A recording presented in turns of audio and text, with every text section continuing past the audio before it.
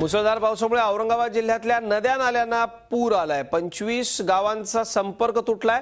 औरंगाबाद तालुक्यामधल्या लाडसावंगी गावात मंदिरावरती 4 जण अडकून पडलेत। मंदिराला पुराच्या पाण्याचा वेढा पडलाय। औरंगपूर गावाला देखील पाण्याने वेढा दिलाय, त्यामुळे 40 जण अडकले। तर सेलूद गावातल्या 300 नागरिकांना सुरक्षित स्थळी हलवण्यात आले। सिल्लोड तालुक्यातल्या खेळणा धरण आणि पालोद बंधारा पूर्णपणे भरलाय, त्यामुळे 19 गावांचा पाणी प्रश्न सुटणार आहे। कालपर्यंत बंधाऱ्यात अवघा 4% पाणी साठा होता, मात्र 15 तासांच्या पावसाने तो 100% झालाय।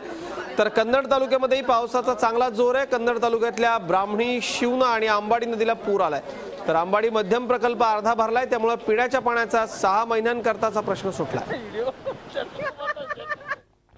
माझे सहकारी विशाल करोळे आपल्या बरोबर आहेत। विशाल, आपण मगाशी म्हणालो तसं मराठवाड्याच्या एका डोळ्यात हसू आणि दुसऱ्या डोळ्यामध्ये आता आसू आहे। ही जी गावं आहेत, ज्या गावांना पुराच्या पाण्याचा फटका बसलाय, इथं प्रशासन कशा पद्धतीने मदत पोहोचवत आहे? अजित, कालपर्यंत मराठवाड्यात पावसाचा थेंबही नव्हता, मात्र अचानक पावसाला सुरुवात झाली आणि बघता बघता पावसानं रौद्र रूप धारण केलं आहे। औरंगाबाद जिल्ह्यातील सर्वच नद्या दुथडी भरून वाहत आहेत, नाल्यांना सुद्धा पूर आला। या सर्व परिस्थितीत आता नद्यांजवळचे जी गाव आहे या सगळ्यांना त्याचा फटका बसायला सुरुवात झालेली आहे। 25 पेक्षा जास्त आत्ताच प्रशासनाकडून मिळालेल्या माहितीनुसार 40 पेक्षा जास्त गावांना त्याचा फटका बसतोय। जी खोल भागात पहाडांजवळची गाव आहे तिथल्या नागरिकांना दुसरीकडे हलवण्यात येत आहे सुरक्षेच्या दृष्टिकोनातून।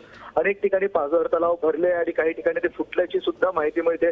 त्यामुळे सुद्धा आता पाणी वाढत चाललंय, नद्यांच्या पाणी पातळीत वाढ होत आहे। अजूनही पाऊस जोरानं सुरू आहे, त्यामुळे प्रशासनानं दक्षतेचे उपाय म्हणून गावं तर रिकामी करण्यास सुरुवात केली आहे। तातडीने तिथून लोकांना सुद्धा हलवण्यास सुरुवात केलेली आहे। औरंगपूर गावात जी लोक फसली होती त्यांना अजूनही तिथून काढण्यात प्रशासनाला यश आलं नाहीये। नदीला खूप जास्त पूर आल्यामुळे फायर ब्रिगेडचे जवान सुद्धा त्या ठिकाणी पोहोचू शकत नाहीये। खरं तर प्रशासनाकडे त्या सर्व लोकांना वाचवण्याची कुठली मोठी यंत्रणा सुद्धा नाहीये। डिझास्टर मॅनेजमेंटचं पथक औरंगाबाद किंवा मराठवाड्यामध्ये असून नसल्यासारखी असल्याची अवस्था आहे। पूर सदृश्य परिस्थिती अपवादानच पाहायला मिळते। त्यात गेली 4 वर्ष सगळीकडे दुष्काळ आहे, त्यामुळे प्रशासनाला सुद्धा याची अपेक्षा नव्हती। अचानक आलेल्या या पावसानं सगळी त्रेधा तुरीपीट उडाली आहे, तरी सुद्धा प्रशासन लोकांना वाचवण्याचा प्रयत्न नक्कीच करत आहे।